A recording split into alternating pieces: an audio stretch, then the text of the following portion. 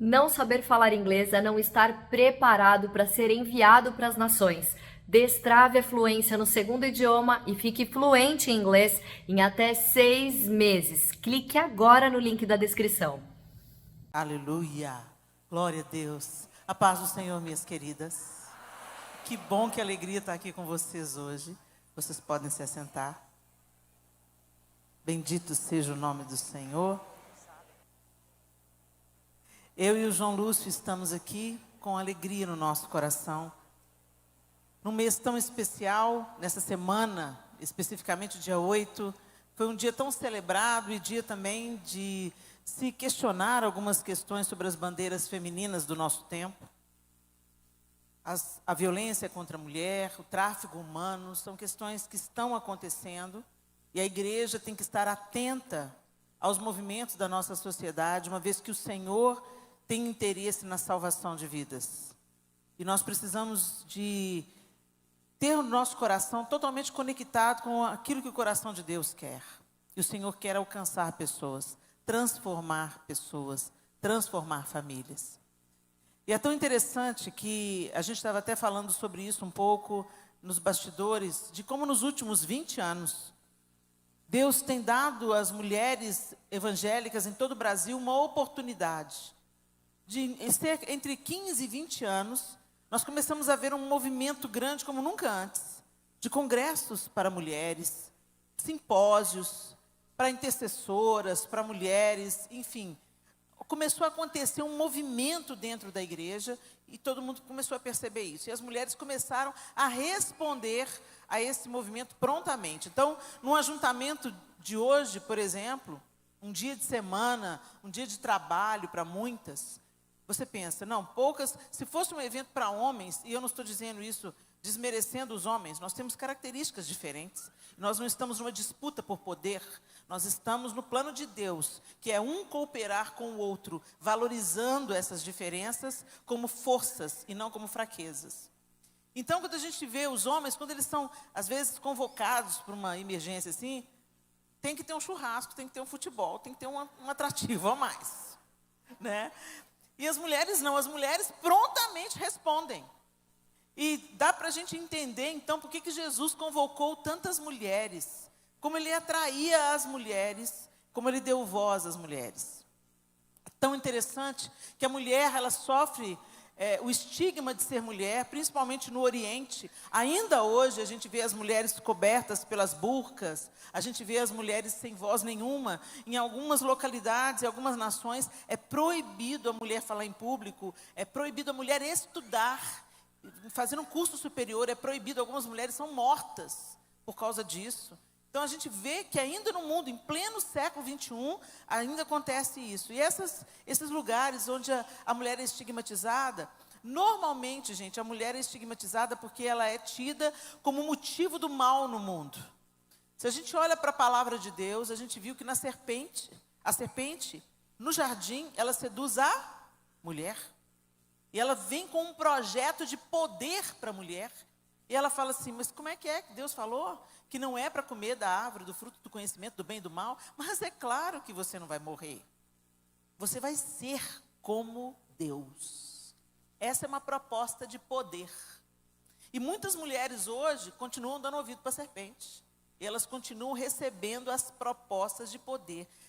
Vai depender do seu marido? Você vai ser como ele. Não, você vai ser melhor do que ele. Filha, você não precisa de homem nenhum. Isso é um projeto da serpente. Se um homem não fosse necessário, Deus não tinha criado o homem. E outra, nós fomos tiradas deles.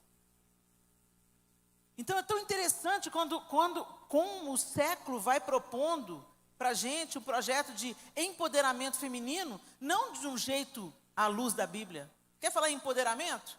Por que empoderar uma mulher? Porque uma mulher tem o poder de transformar uma sociedade com a sua influência. Verdade ou não? Verdade. Só que o maior empoderamento feminino, você cria a próxima geração de homens. Você gera e você ensina esses meninos a andarem nos caminhos do Senhor, a respeitarem as mulheres, a apreciarem as mulheres, a amarem e cuidarem da mulher como Cristo cuida da igreja e se entregou por ela. Mas ao invés disso, nós estamos nos equiparando aos homens em outras instâncias e abandonando o projeto de Deus, que é a família. Então é o momento da gente refletir sobre como esses 20 anos de congressos de mulheres o que eles estão produzindo na nossa vida. 20 anos.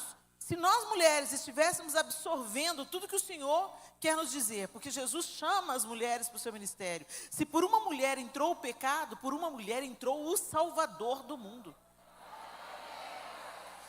Jesus podia ter brotado. Ia dar até mais credibilidade para o ministério dele. De onde que ele veio? Ninguém sabe, ninguém viu. É mistério, é o Cordeiro de Deus, é o Messias esperado. Não, filho de Maria, de José, estão aqui. Esse menino nasceu aqui entre nós. Deus planta o seu filho no ventre de uma adolescente. Maria, pelos estudiosos, deveria ter em torno de 16 ou 17 anos, quando ficou grávida de Jesus. Olha que magnífico isso. E que coração que essa menina devia ter rendido ao Senhor. Porque não pense você que foi fácil, que foi só glamour. Se José deixasse Maria dizendo que aquele filho não era dele, ela poderia ser morta por apedrejamento.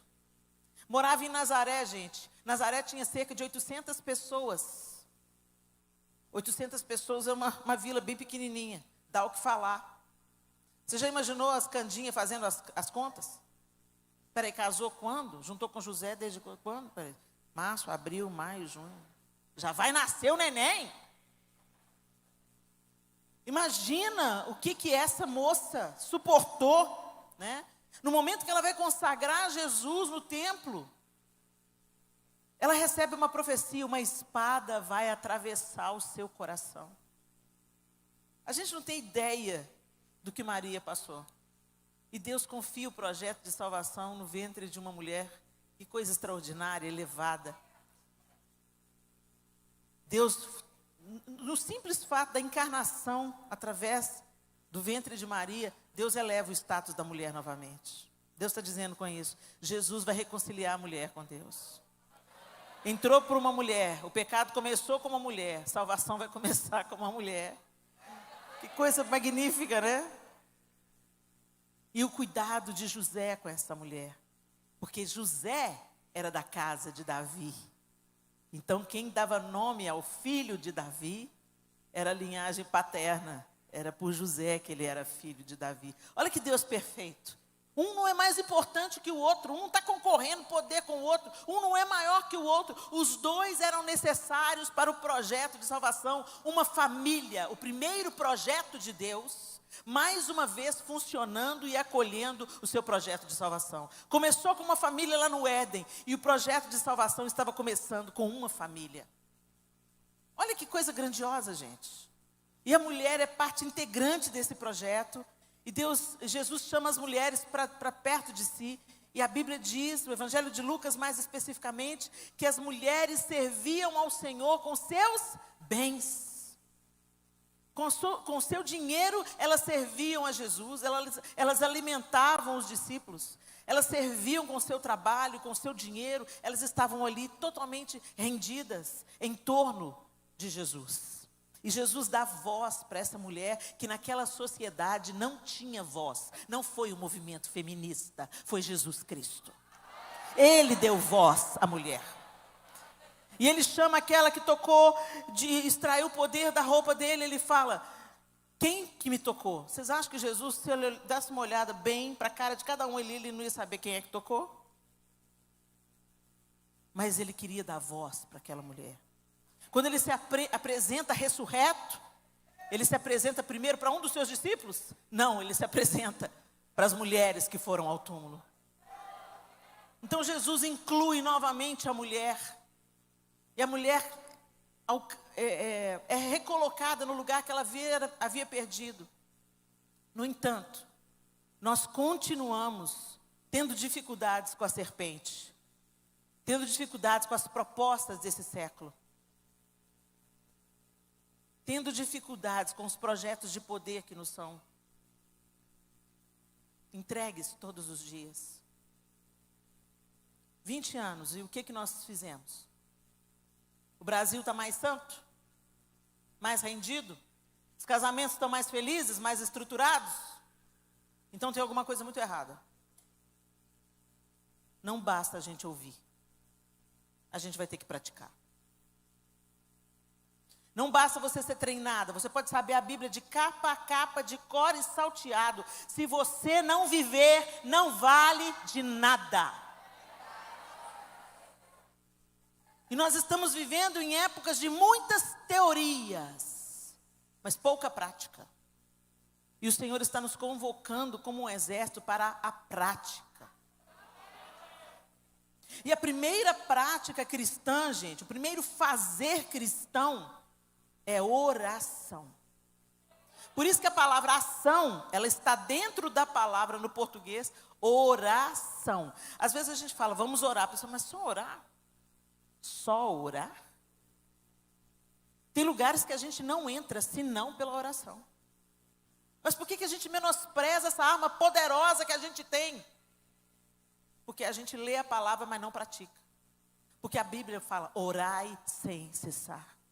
Paulo dizia, por essa causa eu me coloco de joelhos. Se você se coloca de joelhos pelas suas causas, e não só pelas suas causas, é outra, a gente está sempre disposto a orar pelas nossas pelejas. Eu tenho as minhas lutas, lutas que se estendem, lutas que eu ainda não tenho resposta, mas eu não paro de orar, eu continuo orando e crendo naquilo que Deus vai fazer. Agora, a gente não pode orar só por nós, não, gente. Deus não nos chamou para o egoísmo. O egoísmo, ele não faz parte do cristianismo. O cristianismo é avesso, é antagônico, é o contrário do egoísmo. Você não vive só para você, porque Jesus não viveu só para Ele. Ele se esvaziou por nossa causa. Deus amou o mundo de tal maneira que Ele deu o seu Filho unigênito. Jesus deu a sua vida e você está dando o quê? Você vem às vezes no culto, cata as moedas no fundo da sacola para a oferta missionária e se acha melhor do que todo mundo. Mas vai no salão e deixa R$800 lá. Quais são as nossas prioridades? Se nós não nos envolvermos com o Senhor, nós vamos nos envolver contra Ele. Porque Jesus deixou muito claro, quem comigo não ajunta, espalha. Se nós não nos achegarmos ao Senhor, não nos apegarmos a Ele e não nos voltarmos totalmente para a Sua palavra e vivermos essa palavra com a ajuda do Espírito Santo. O Espírito Santo nos foi outorgado não apenas para manifestar poder nos moveres deliciosos que a gente experimenta como igreja. Não só para a gente cantar e falar em outras línguas. Isso é maravilhoso, isso nos abastece, isso nos enche. Para quê? Para a gente transbordar onde há sede. Para a gente ser resposta onde precisa de resposta.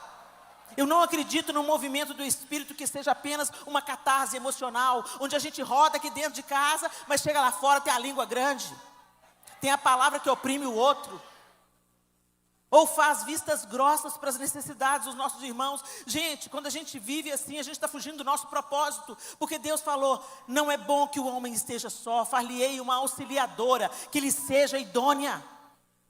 Auxiliador aí, essa palavra não é de segunda categoria. A mesma palavra no original, Ezer, ela é usada para definir o próprio Deus no Salmo 46. Ela é usada para definir a força de um exército. A mesma palavra original. Então não é de segunda categoria, não. Mulher é aquela que tem a força de um exército. Ela pode intervir nas situações. Ela pode mudar o clima. Ela pode mudar a atmosfera de adoração, de oração. Ela pode definir uma batalha. Porque ela foi feita e forjada por Deus. Desde a palavra que Deus decretou sobre ela para ser solução de problemas. Mas se nós não nos envolvermos com o nosso propósito, Satanás não está desperdiçando mão de obra. Ele está regimentando, está contratando. Esse potencial feminino nunca fica desperdiçado. Ou Deus usa, ou o diabo usa. E você sabe o estrago que uma mulher faz quando ela é usada pelo diabo. E às vezes a gente pensa que uma mulher usada pelo diabo é uma mulher que seduz. Uma mulher que mexe com o marido da outra. Não, uma mulher é usada pelo diabo quando ela fala coisas com a amiga da igreja. Quando ela fala coisas com seu marido, quando ela fala coisas com seus filhos, quando ela libera decretos de morte ao invés de palavra de vida. Abra sua Bíblia comigo, em Gênesis capítulo 35.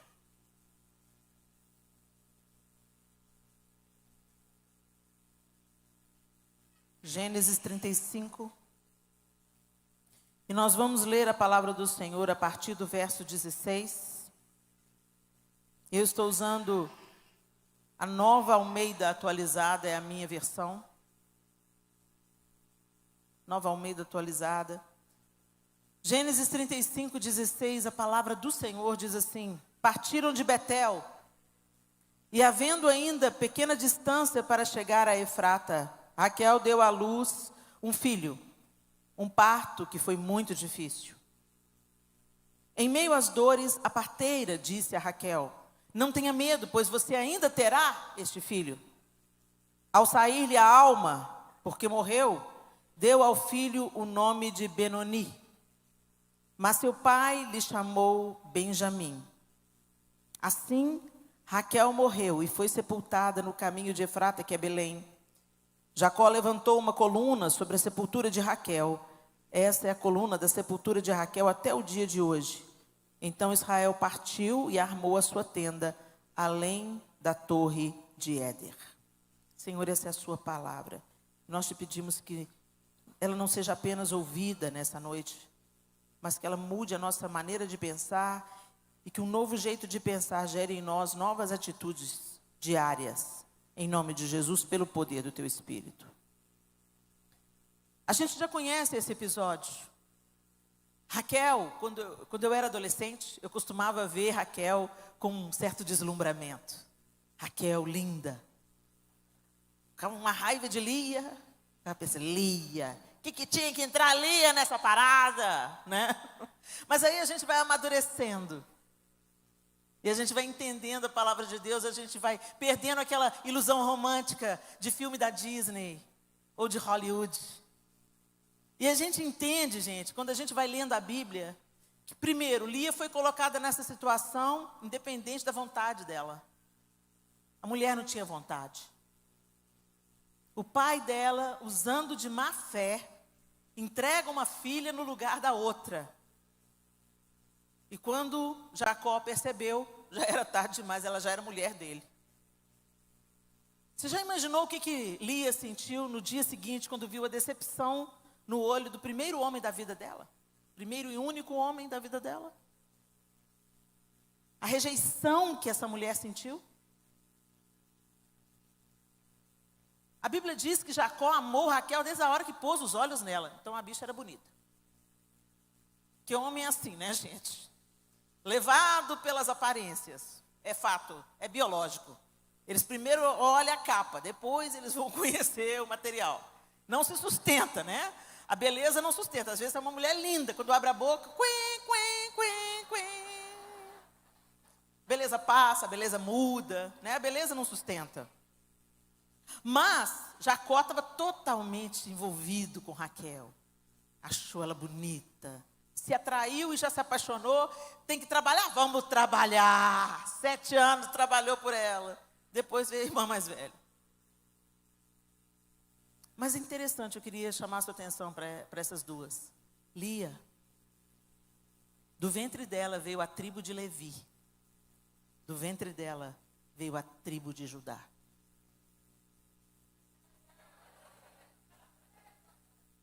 A desprezada. A que não era tão bonita. Ah, Deus. Lia já era a escolha de Deus. Porque os planos de Deus, como a gente cantou, não podem se frustrar. O desejo de Jacó por Raquel não podia frustrar os planos de Deus. Foi para Lia que Deus deu a ascendência do Messias. Foi da tribo de Judá que Jesus nasceu. E quando você pensa em todas as outras mulheres na linhagem de Jesus, gente, a prostituta Raabe entrou na linhagem de Jesus. A nora de Judá, que acabou levando ele para a cama para ter um descendente dele. Tamar fez alguma coisa que na nossa cultura é reprovável. Mas Deus ficou do lado dela. Porque Judá tinha agido de forma errada. Como Deus fica do lado daquele que é mais fraco. Deus fica do lado de Tamar. E o próprio Judá fala, você é mais justa do que eu. Você é mais justa do que eu. Aí a gente vê Raabe, a gente vê a moabita Ruth, estrangeira de um povo inimigo de Israel. Se tornou a bisavó de Davi. Olha isso. Olha como que Deus chama a mulher e inclui a mulher nos seus projetos. Na genealogia de Lucas, se eu não estou enganado, ele faz questão de dizer as mulheres de fama duvidosa que estavam na ascendência do Messias. Deus é esse, ele usa e ele olha para aquela mulher desprezada, para a mulher rejeitada, para a mulher que não tem jeito, para a mulher que teve uma atitude ruim. Deus pega essa mulher, separa essa mulher, renova essa mulher, cura essa mulher e usa essa mulher. Deus é o único capaz de fazer isso. E aqui Raquel, que sempre... E aí eu comecei a comparar Raquel. Raquel teve aquele problema na hora que foi deixar. Roubou o ídolo do lar do pai dela. Depois sentou em cima do ídolo. Raquel vivia dando problema, gente. Raquel era mimizenta. Raquel era meio mimada. Que as bonitas me perdoem, mas... uma mulher que é muito bonita, ela acaba ficando meio mimada mesmo. Ela escuta tanto isso, não, você é tão linda, você é tão linda, você é tão linda, você é tão linda, que aí ela fica se achando. Aí qualquer coisinha, ai, o mundo caiu. E Raquel era mimizenta, gente. Raquel, quando você vai lendo a história dela, as intercorrências que teve com Raquel, você fala, ô Jesus, tem misericórdia da Raquel. Ela é a única que foi enterrada à beira do caminho. Ela não foi enterrada no túmulo da família. E Raquel está morrendo, gente. Raquel está dando à luz a Benjamim. Com muita luta, ela teve José. E agora ela está tendo Benjamim. Era para ser uma bênção, ela está tendo o seu segundo filho. Ela não estava mais esperando ter filhos. E ela, na hora que ela está morrendo, quer dizer, o último gesto, que é pôr um nome no filho. Quando você põe um nome no filho, você decreta sobre ele. Quem ele vai ser na vida. Ah, se a gente tivesse esse conhecimento quando a gente escolheu o nome dos nossos filhos, né? Quem ele vai ser na vida? Eu tinha um problema com o meu nome. Porque a pessoa, Helena, lá em casa eu não sou Helena, lá em casa eu sou Leninha. Porque minha mãe é Helena. Então todo mundo me chama de Leninha, Leninha, Leninha. Então tá bravo, Leninha. Leninha! Não era um Leninha carinhoso, era Leninha porque era um diminutivo mesmo. E aí... um dia o meu professor de escola dominical falou assim, Helena, não, Leninha, eu conheci o significado do seu nome. Eu, sério? Eu era adolescente na época. Sério. E o que significa? Ele falou assim, diminutivo de Nélio. Ele chamava Nélio. Né, já está com o Senhor. Ele chamava Nélio. Diminutivo de Nélio. E sabe o que significa Helena? Não. Tocha. Você está dando glória a Deus hoje, mas na época eu falei, tocha? Tocha? Tanta coisa bonita. Amanda, aquela que é amada. E eu sou tocha. Só que quando Deus começou a curar minha alma, Deus começou a me mostrar o meu chamado, né? O que a tocha faz, gente? A tocha aquece, incendeia e aponta o caminho. Um poeta fez a música para o meu musical de 50 anos. Se você não assistiu, vai lá no YouTube e assiste. 1968, o ano que não terminou. É o meu musical de 50 anos. Eu fui para um teatro contar a minha história. E ele compôs 11 músicas. E ele pega e compôs um número com o meu nome. E a música... Helena significa tocha, luz que ilumina e quebra a escuridão, aponta o caminho, aquece e incendeia, o nome profetiza a minha vocação de ser canal de Deus em minha geração. Aí eu comecei a gostar do nome Helena, tocha, tocha. Deixa eu só corrigir, o Nélio falou diminutivo de Nélio, não, Nélio é diminutivo de Helena. Aí ele falou assim, então eu sou Tochinha. porque o seu é tocha, né? E eu fiquei frustradíssima, mas depois Deus foi ministrando. E não é que é? Tocha. Deus me chamou para apontar o caminho, para aquecer os corações. Eu espero estar aquecendo o seu aí, de amor por Jesus. Eu espero cumprir o que o meu nome profetiza em nome de Jesus. E na hora que Benjamim está morrendo, Raquel está morrendo, ela fala, Benoni.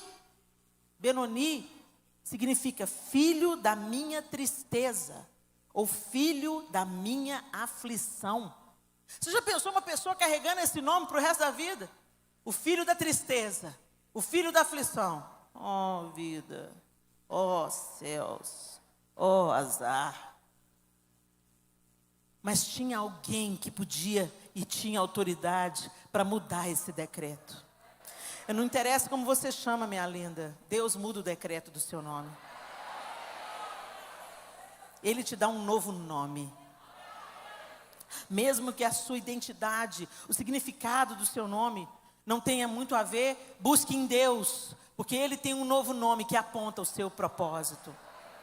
E aí, ele fala, mas seu pai lhe chamou Benjamim, que significa filho da minha mão direita, ou filho da minha força. Olha isso, gente. Não, você não vai ser esmagado pela tristeza. Mas Helena, era só uma palavra, era só um nome. Que exagero. Naquela cultura isso não era exagero. Isso significa que Deus leva a sério. Porque no mesmo capítulo, se você voltar no verso 9, no mesmo capítulo, no verso 9, depois que Jacó havia retornado de Padã Arã, Deus lhe apareceu outra vez e o abençoou. Deus disse a ele, você se chama Jacó, mas o seu nome não será mais Jacó, o seu nome será Israel. Deus mudou o nome de Jacó, suplantador, enganador. Deus muda o nosso nome. Então isso é importante para Deus, certo? Ficou claro isso aqui? Deus mudou a palavra decretada sobre Jacó. Imagina o enganador, o suplantador. Cada vez que uma pessoa chama o seu nome, ela está decretando alguma coisa. Isso é muito importante a gente entender. Agora eu quero que você vá comigo para Mateus capítulo 12. E nós vamos ler do 33 ao 37. O texto diz assim, considerem, Jesus está falando, uma árvore boa dá fruto bom e uma árvore ruim dá fruto ruim, pois uma árvore é conhecida por seu fruto, raça de víboras. Como podem vocês, que são maus, dizer coisas boas? Pois a boca fala do que está cheio o coração. O homem bom do seu bom tesouro tira coisas boas, e o homem mau do seu mau tesouro tira coisas más. Mas eu digo que no dia do juízo, os homens haverão de dar conta de toda palavra inútil que tiverem falado. Estamos lascados. Pois por suas palavras vocês serão absolvidos e por suas palavras serão condenados. Gente, quem está falando isso é Jesus. Ele está questionando, os fariseus estavam questionando uma série de coisas, série de atos. E Jesus fala para ele assim, uma árvore boa dá fruto bom, e uma árvore ruim dá fruto ruim.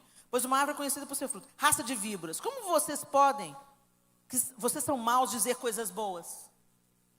A gente sendo mal pode dizer coisa boa, gente? Pode. Pode sim. Sabe o que é o nome disso? Hipocrisia. A gente fala uma coisa, mas dentro do coração e da mente tem outra coisa. Você fala com a amiga, cortou o cabelo. Dentro de você está assim, ficou uma marmota. Mas você fala assim, combinou com você. Gente, isso é um exemplo esdrúxulo. Não estou falando por aí para você falar, ficou uma marmota. Não estou falando para você perder os filtros sociais, não. Benignidade é fruto do Espírito e benignidade é gentileza. Se você não pode falar nada de bom, fica caladinha que Jesus vai te dar vitória.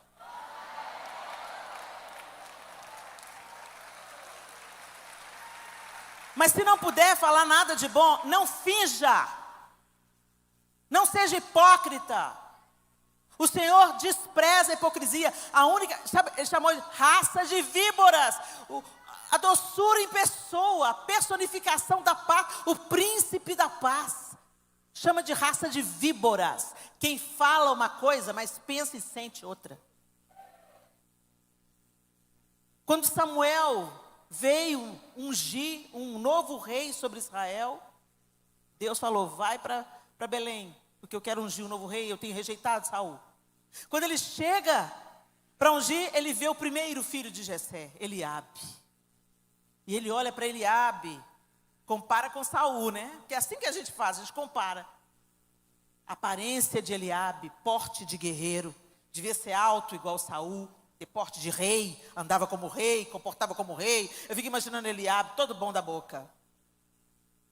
E Samuel falou, eis aí o ungido do Senhor. E Deus falou, não olhe para a aparência, Samuel. Não olhe para a aparência, Samuel. O que parece não é. Eu conheço o coração. E eu tenho rejeitado Eliabe. Eliabe não era rejeitado pela sua postura de rei. Eliabe não era rejeitado porque ele tinha porte de guerreiro, conhecimento de guerra. Ele era rejeitado por causa do coração. Eu olho o coração, ele diz no texto. E eu tenho rejeitado a Eliabe. Se Deus olha o coração. Aí quando 2 capítulos para frente, você entende porque que Deus rejeitou o coração de Eliabe. Porque a boca dele falou do que estava cheio o coração. Ele vê Davi vindo para a batalha e ele fala, a que vieste aqui? E a quem deixaste aquelas poucas ovelhas no deserto? Bem, eu sei da presunção do seu coração que você veio aqui ver a batalha. E Davi olha para ele e fala, o que fiz eu agora? Esse que fiz eu agora dá para a gente aquela pista de você tem me enchido a paciência desde o dia que eu fui ungido. O que eu fiz eu dessa vez? O que foi dessa vez, Eliabe? Agora olha o que Eliabe fala. Por que vieste aqui? Ele foi lá porque o pai mandou. Ele foi lá em obediência a Jessé para levar notícias dos filhos, para tranquilizar o coração do pai e levar provisão para o exército. Que vieste aqui? Eu vim aqui para cuidar de você, cabeça de pau. E a quem deixaste aquelas poucas ovelhas no deserto? Ele rejeitou o que Davi fazia. Sabe o que você é? Pastorzinho de ovelha. De um rebanhinho pequenininho. Aí você dá para entender por que Deus rejeitou o coração de Eliabe. Bem, eu sei da presunção do seu coração. Quem é que tinha o coração presunçoso? Sabe quando você acha muito defeito no outro, às vezes o defeito seja seu. O outro é um espelho que mostra para você quem você é.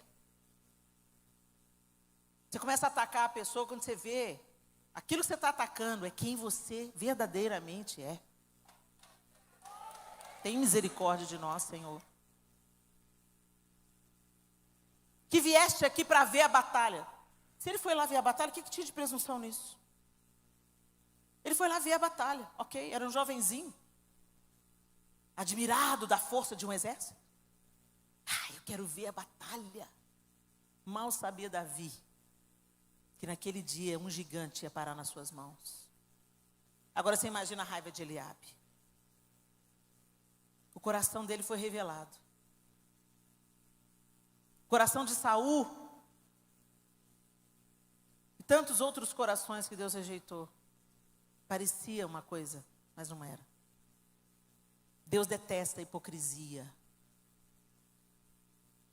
Deus detesta a hipocrisia. Você parecer uma coisa que você não é. Mas como que a gente vai, então, produzir frutos bons?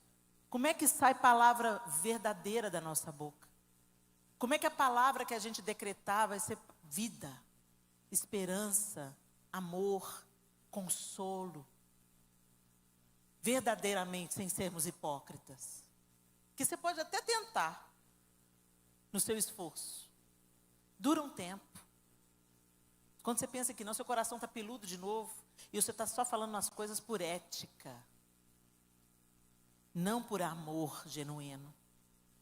E o Senhor rejeita isso, gente. Ele está mais interessado no nosso coração, na honestidade do nosso coração. O Senhor gosta de orações honestas. Por isso que o publicano saiu justificado e o fariseu não. O fariseu era o religioso, ele está dizendo: Senhor, obrigado, porque eu não sou como esses. Eu oro, eu jejuo, eu dou o dízimo do endro, da hortelã. E o outro falou assim, o outro não tinha nem coragem de olhar para o céu. Ele sabia da condição, do estado dele. Ele falou assim: ô Senhor, ser propenso a mim, porque eu sou pecador. E Jesus falou: como você acha que saiu justificado? Qual que você acha? O fariseu que se gabava dos seus atos religiosos? Ou o pecador que sabia que era pecador e que precisava da graça, da misericórdia, da bondade de Deus sobre ele? O Senhor aprecia orações honestas, Ele odeia a hipocrisia. Em Efésios 5, o apóstolo Paulo nos orienta. Não preciso de abrir o texto, mas você conhece bem. Enchei-vos do Espírito, falando entre vós, com salmos, hinos e cânticos espirituais. Como que você é cheio do Espírito? Falando entre vós. Você já experimentou isso? Às vezes você está desanimado, abatido, aí você começa a conversar com a sua amiga. Aí sua amiga começa a contar um milagre. Começa a contar uma maravilha. Quando pensa que não, você está pegando fogo. Deus é maravilhoso! Muda o seu dia, muda a sua ideia, muda a sua perspectiva. Uma vez eu estava parada, esperando um táxi chegar, e eu estava mal, e Deus me permitiu ouvir uma conversa. Estava dois jovens conversando entre eles. Um dia, Deus enviou ele para o outro lado do mundo. Ele não falou onde que era, mas pelo que ele falou, era muito longe. E um comentando com o outro, e é mesmo, cara, mas como é que foi? Aí ele começou: não, eu fui lá, dormi debaixo do banco, lá no aeroporto da Califórnia, e tal. Então eu fico imaginando que se ele passou por São Francisco, ele deve ter ido para o Oriente. Né? Japão, China, Índia, algum país desses aí. Porque é o caminho mais fácil para ir, né? E aí eu fiquei debaixo lá, esperando a minha conexão. Cheguei lá no país, cansadão, fui para a missão. Chegou lá, o cara falou assim: vão comigo ali. Eu tenho que fazer uma obra ali, entregar uma Bíblia para uma senhora. E aí os dois conversando, eu ouvindo a conversa. E aí eu fui com ele. Aí nós chegamos na porta da mulher. A mulher veio assim, toda temerosa, chegou perto da gente e falou assim: o que vocês estão fazendo aqui? Vocês têm que ir embora, meu marido está observando a gente da janela. Aí o cara que estava chegando naquele momento do Brasil, olhou e viu realmente o cara. Não, eu só vim aqui te entregar isso, era uma Bíblia. Ela falou assim: eu não posso aceitar. Eu não posso entrar com essa Bíblia, agora meu marido está em casa. Ele: tudo bem, então a gente vai embora. E enquanto isso, o Espírito Santo falando com o cara que estava chegando: sou eu. E ela falou assim, e ele falou assim: não faz sentido nenhum, sou eu mesmo.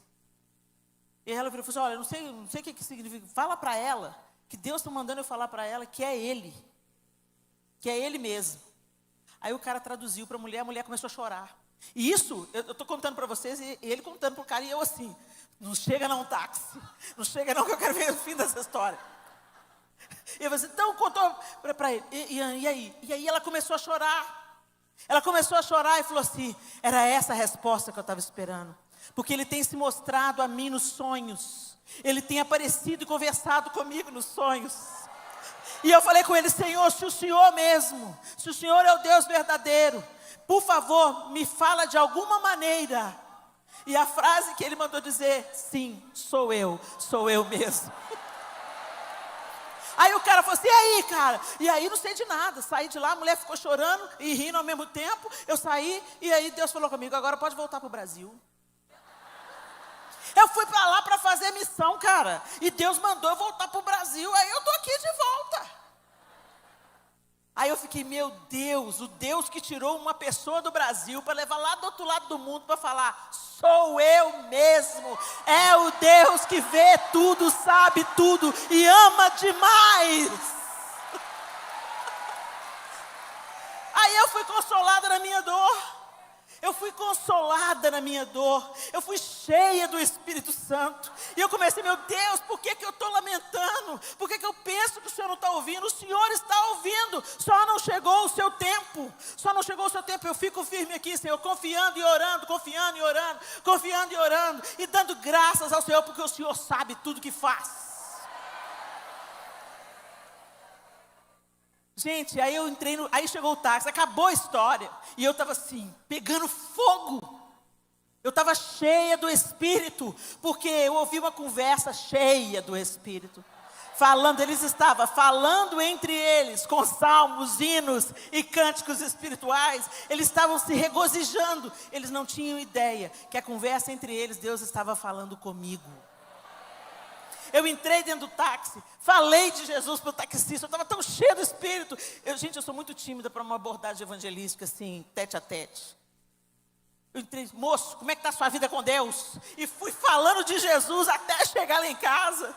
O moço não entregou a vida para Jesus naquele momento. Ele falou assim, moço, suas palavras me tocaram muito. Eu falei assim, leia a Bíblia, procura uma igreja evangélica. Os dias estão passando. Você não tem mais nenhum dia a perder. Deus abençoe você, fui embora. Cheguei em casa, contei para o João. O João foi cheio do Espírito também. Oh, que ideia, mudou meu dia. Uma palavra tem poder. E que palavras, minhas queridas irmãs, nós temos semeado diante de Deus, nas nossas orações, e falando entre nós. A gente chega uma para a outra e fala, você viu? E o governo, hein? Você viu o que fez? Você viu agora o que vai dar? Você viu, né? Eu sabia! Não! Quando Deus permite que algo diferente da nossa expectativa aconteça, Ele quer fazer algo diferente acontecer. Não é o governo que determina a nossa fé. É a nossa fé que pode mudar as diretrizes de um governo. Então dobra o seu joelho, põe a boca no pó e ora pelo Brasil, agora mais do que nunca. Para com esse papinho, a impiedade está crescendo. Tá, aí a Bíblia falou que ia. O amor está esfriando, vai esfriar mais, porque a Bíblia diz que vai ser assim. Mas para de, céus da vida, Deus não me ama, Deus não ouviu a minha oração. Ele ouviu, mas Ele deu a resposta dele. E a resposta dele, a gente acata e pensa, ok, Senhor, então qual que é o propósito? A sua resposta é diferente da minha vontade, então qual que é o seu propósito? Me faz entrar nele. Eu confesso para vocês, quando eu vejo um governante, seja ele de que nação for, estou falando só do Brasil não, quando eu vejo alguém que deveria estar do lado da verdade, ficar do lado da mentira, e ele tem um grande poder de influência, isso me ira. Mas eu tenho que transformar essa minha ira em intercessão, porque senão eu fico igual a ele diante de Deus. Sabe quando Deus fala assim, olha, ore pelo seu inimigo. Porque quando você fizer isso, você vai amontoar brasas vivas sobre a cabeça dele. O texto não diz a sua cabeça, na cabeça do seu inimigo. Você já experimentou ser queimada por brasa? A gente canta muitos absurdos. Me queima com brasa viva.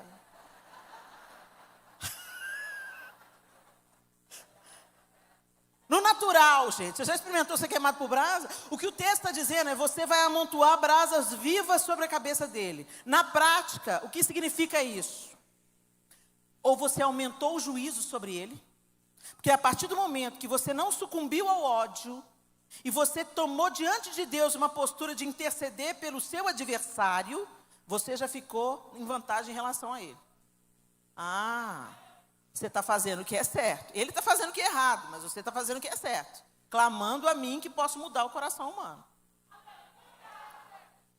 você aumenta o juízo sobre ele. Porque se ele não se arrepender, Deus está falando, tá vendo? Você é tão ruim, mas tão ruim, que além de você estar fazendo ruindade, tem alguém que você está sofrendo as suas ruindades e está orando por você. Ou você aumenta o juízo sobre ele, ou você dá a ele a esperança de se arrepender. Então, quando você acumula brasa viva sobre a cabeça do outro, ou ele pode, diante de Deus, ficar mais culpado, ou ele tem a possibilidade, é essa que a gente torce por ela, do arrependimento, da mudança de mentalidade, mudança de vida. E aí acontece o que aconteceu na vida do apóstolo Paulo. Ele matava cristãos, ele assassinava cristãos, ele estava guardando as capas daqueles que estavam apedrejando Estevão. Devia ter alguém orando por Paulo, gente, porque alguma coisa aconteceu e Jesus veio se mostrar para Paulo e falou: você está mexendo comigo, Paulo, você não está perseguindo a igreja, você está me perseguindo. E naquela estrada para Damasco nasceu um novo homem. O executor de cristãos é aquele que nos escreve cartas hoje, no século 21, para nos ensinar como a gente vive a vida cristã. Olha o que Deus faz. Então, quando você ora por alguém que você acha que é o seu algoz, você está acumulando brasas. Você entendeu o poder da oração? Você entendeu o poder da palavra em intercessão e clamor? Então, usa, minha linda. Deus nos deu palavras, e para nós mulheres, nós temos palavras, muito mais palavras, milhares de palavras mais que os homens, dizem 16 mil. Alguma coisa assim, 16 mil palavras mais do que os homens. Não é para fofocar, não é para maldizer, não é para ficar na choramingação, na murmuração. Ó vida, ó céus, ó tempo difícil, ó país difícil, quero ir embora daqui. Gente, eu confesso para vocês que tem dia que eu tenho que ficar caladinha, bem calada mesmo, para Jesus me dar vitória. Porque Ele já está vendo meu coração está peludo, Ele está vendo. Mas não agrava a coisa não, gente. Coração está peludo, cala a boca, põe esparadrapo na boca, cala a boca. Você não fala nada quando você está cheio de ira, cheio de indignação, porque a ira do homem não produz a justiça de Deus. E nós temos que aprender isso e nos posicionar. E ao invés de maldizermos, e ao invés de decretarmos, Benoni, que a gente se levante para falar Benjamim, mesmo quando as coisas estiverem difíceis, mesmo quando a vida estiver se esvaindo, que até o nosso último fôlego de vida, o nome do Senhor seja glorificado, e palavras de vida saiam dos nossos lábios. Recentemente nós perdemos a Dev Tyros, uma mulher extraordinária, eu não sei se vocês conheceram, alguns de vocês talvez, uma palestrante norte-americana que ensinou valores, resgatou valores, o poder da mesa, da conversa, da família ao redor da mesa, da mulher no lar como uma defensora, uma guardiã do lar, deixou um legado maravilhoso de serviço, de feminilidade, de entrega, de obediência ao Senhor. A Dev, que coisa linda. Se você entra no perfil dela no Instagram, você vai ver a última notícia dela sobre o seu estado de saúde. Ela estava com câncer e ela disse que ela não poderia mais viajar, que ela não poderia mais estar conosco, porque os médicos já tinham desenganado, falaram, vai para casa para morrer. Mas ela estava usando um oxigênio para respirar, e ela tira e falou assim, vocês podem perceber que eu estou usando um acessório novo. Um acessório um pouco diferente, mas que me ajuda a respirar melhor. E aí ela, em nenhum momento ela ficou, eu estou morrendo, orem por mim, sabe? Não. E tem o vídeo dela na internet também, do último jantar no Natal que ela teve com a família. Que palavras, encorajamento, vida, vão adiante. Tem uma missão que continua sendo... Ela falou comigo, Helena, nos últimos 10 anos de vida, ela falou, eu estou programando os meus 10 últimos anos de vida. Ela não estava doente ainda. Ela falou, eu tenho que ser mais intencional naquilo que eu faço. Eu estou escrevendo tudo que pode ser reproduzido, que outras mulheres possam levar adiante. Isso é uma noção de reino de Deus incrível. Eu não estou construindo algo para mim. Eu estou construindo algo para o rei. Eu vou passar, mas o reino do Senhor é eterno. E a gente falou aqui hoje de você ser levantada, de você ser usada, e você pensa que você é usada com o microfone na mão, ou cantando ou pregando. Não! Não, não, não, não. Nós somos usados dentro da nossa casa, nós somos usados dentro de um táxi, nós somos usados nos pontos dos ônibus. Tem um mundo sedento lá fora que nunca vai entrar na igreja, mas a igreja vai até ele. Erga a sua voz, mulher. Primeira coisa diante de Deus, em intercessão, em quebrantamento, em dependência, em confissão de pecados, dizendo: Senhor, eu não quero mais ser hipócrita. Dobre os seus joelhos e fale: Espírito de Deus, muda o que tem dentro de mim, para que os meus frutos sejam verdadeiros. Muda o meu coração, Senhor. Converte o meu coração dia após dia, Senhor. Eu não quero ser contada com aqueles que vão ouvir: eu não te conheço. Mas, Senhor, eu profetizei em teu nome, eu expeli demônios, eu curei enfermos. Fica longe de mim, eu não te conheço. Eu não quero ser contada entre esses, Senhor, que apenas faz a sua obra para inglês ver, para promover o próprio nome. Que o meu nome morra com o meu corpo e que o de Cristo permaneça em tudo. Erga a sua voz primeiro em arrependimento e intercessão. Se arrependa da sua hipocrisia. E se arrependa de tantas pérolas engavetadas. Deus já te deu tanto, mulher. Você já aprendeu pela palavra. Deus tem usado os seus profetas, Deus tem usado os pastores e líderes para te ensinar, para te encorajar, para promover. Vai para o seu relacionamento com Deus, vai para o tete-a-tete com Deus. Frequentar congresso não basta, vir na igreja uma vez por domingo não basta, não tem relacionamento de domingo. Relacionamento é todo dia. Jesus não veio fundar uma religião, Jesus veio reconectar um relacionamento que estava quebrado pelo pecado. Volta para casa, entra na presença do seu pai, dobra o seu joelho no seu quarto e se relacione com ele todo santo dia. Todo santo dia, todo santo dia.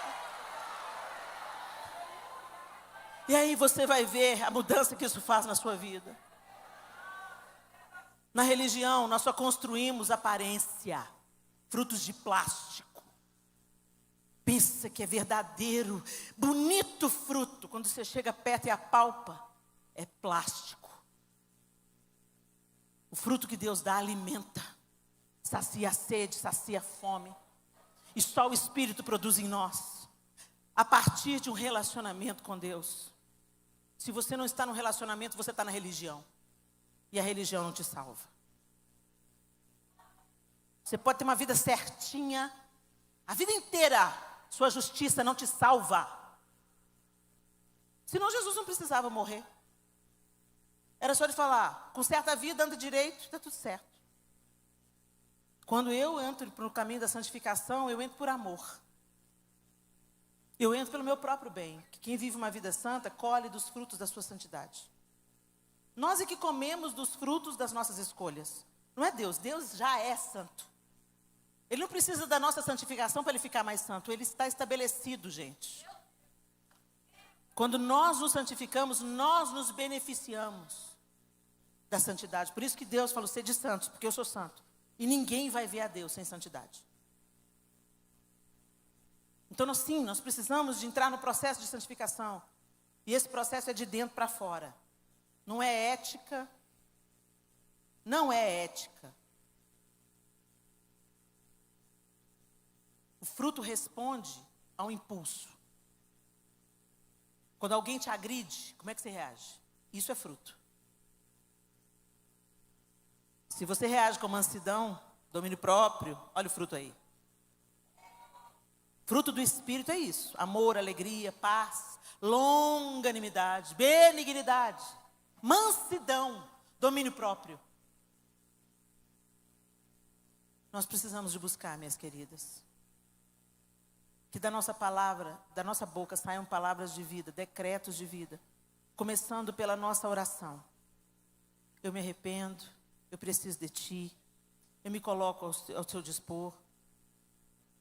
Orações honestas. Senhor, eu tenho vontade de socar a cara dela. Tenho vontade, Senhor. Mas eu sei que a minha ira não produz a Sua justiça.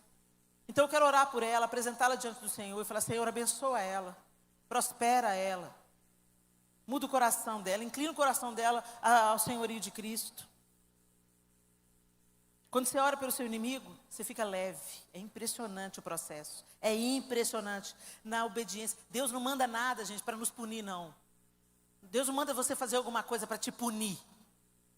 Mesmo quando Ele te manda fazer uma coisa difícil, não é para te punir. É para te santificar, é para te aperfeiçoar. E é para chamar a mão dEle sobre você. Então, quando Deus manda você perdoar, é para o seu bem. Quando Ele manda você orar, abençoando e não amaldiçoando, é para o seu bem. Acredita. Deus quer o nosso crescimento espiritual. E crescimento espiritual, gente, não vem com congressos, nem com ajuntamentos. Vem com colocar em prática tudo o que se aprende nos congressos e nos ajuntamentos. A Bíblia compara o homem tolo e o insensato. Tolo é aquele que escuta e não pratica. É como aquele que constrói a casa sobre a areia. No dia que você mais precisar, a casa vai ruir. Mas sábio é aquele que escuta e coloca em prática. No dia da tempestade, não será abalado. Confiando em nosso Deus e em seu eterno amor, não seremos abalados, não seremos abalados, não seremos abalados, confiando em nosso Deus e em seu eterno amor. Tem uma condição. Tem uma condição. Confiando em nosso Deus. E confiando em seu amor. Quando vier a intensa escuridão, não temerá o nosso coração. Está com medo de quê? Deus é mais. Deus é mais do que as estruturas humanas. Deus é mais do que as ideologias humanas. Helena, mas nossas crianças, se posicionem em favor das crianças. Vá na caminhada das mulheres. Se mova sim. Mas o seu primeiro movimento é esse.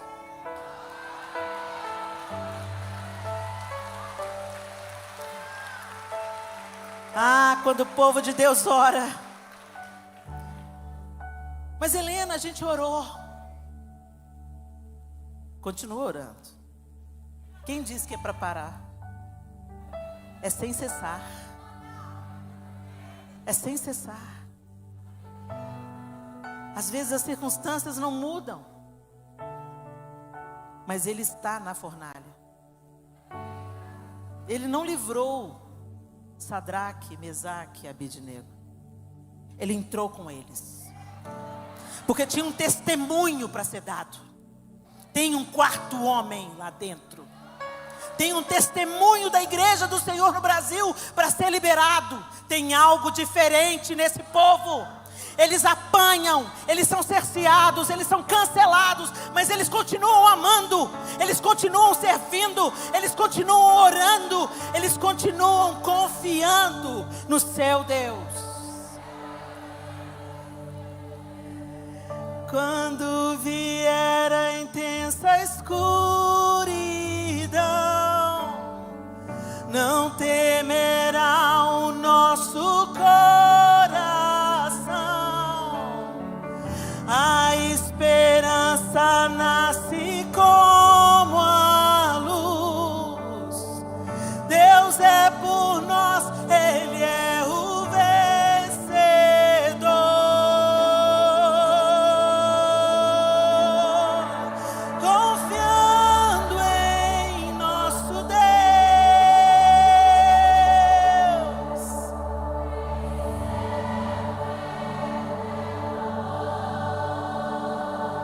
não seremos abalados, não seremos abalados, não seremos abalados.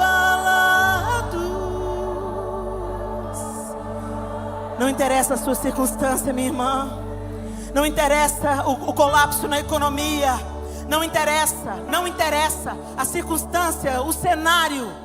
Se Deus é por nós, quem será contra nós? Que a sua boca se abra em intercessão, em oração e em decretos de vida. Nós abençoamos, Senhor, nossas crianças. Blinda a mente das nossas crianças, Senhor. Cura a identidade das nossas crianças. Deus, nós nos levantamos contra o inferno. Fique de pé no seu lugar. Vamos orar juntas e vamos liberar nessa noite decretos de vida sobre o Brasil, decretos de vida sobre o planeta. Em nome de Jesus, Senhor, nós nos levantamos na tua presença como mulheres que dependem do Senhor, mulheres que precisam de cura e de restauração, mulheres que precisam, Senhor, tirar as máscaras da hipocrisia. Ó Deus, nos perdoe pelo pecado da hipocrisia, nos perdoe por ouvirmos e não vivermos.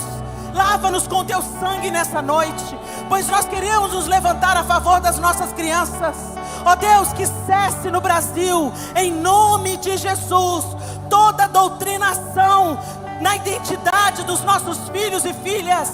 Filhas são filhas, filhos são filhos, meninos são meninos, meninas são meninas. Ó Deus, que cesse toda confusão, toda doutrinação. Blinda a mente deles, blinda as emoções deles. Não deixe eles serem, Senhor, manipulados.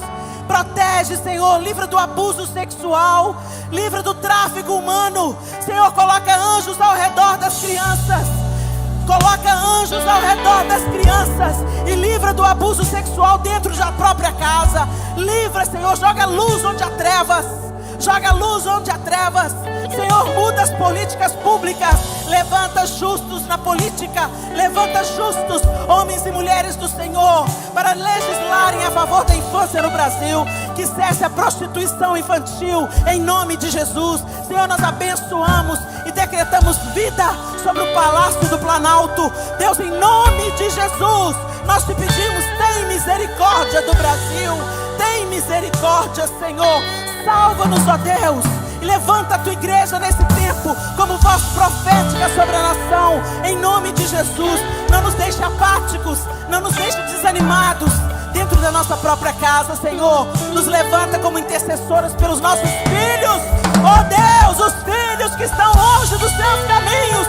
Traga-os de volta, Senhor. Traga-os de volta à sua casa, Senhor. Reconcilia maridos e mulheres. Ó Deus, que o coração do marido seja convertido sua esposa, da esposa ao marido e de ambos ao Senhor. Ó Deus, converte o coração dos pais, dos filhos aos pais e de todos ao Senhor. Deus, edifica as nossas famílias. Nós profetizamos vida sobre o Brasil, vida sobre a nossa casa, vida sobre a nossa rua onde moramos, vida sobre a nossa cidade, vida sobre a comunidade de fé onde congregamos.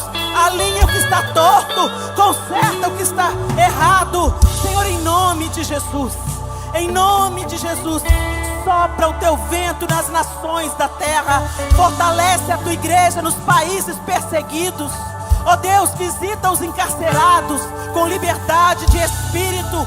Muda, Senhor, decretos de morte em decretos de vida. Cura os enfermos, Senhor. Manifesta a tua glória através da cura de enfermos. Cura o câncer, ó Deus, em nome de Jesus. Essa doença que está afetando tantas famílias, o Senhor é poderoso para destruir as células cancerígenas com a ponta dos teus dedos poderosos. Nós pedimos, Senhor, para aquelas famílias que estão marcadas por essa doença, pedimos a tua cura, pedimos a tua visita. Entra nas UTIs, Senhor, entra nos hospitais, manifesta o teu poder e a tua glória, para que os médicos fiquem perplexos e todos saibam que o Senhor é Deus. Nós oramos, Pai, e te pedimos, ó Deus, lava a nossa boca, lava o nosso coração, de onde procedem as fontes da vida e da morte. Com o nosso coração curado, transformado, quebrantado na tua presença. Que as palavras que saírem da nossa boca diga: filho da minha mão direita, filho da minha força. Que sejamos abençoadoras, profetas da vida, da esperança e do amor. Em nome de Jesus nós oramos. Amém e amém. Aleluia. Tome a sua posição, mulher. Glória a Deus. Em nome de Jesus. Deus abençoe vocês.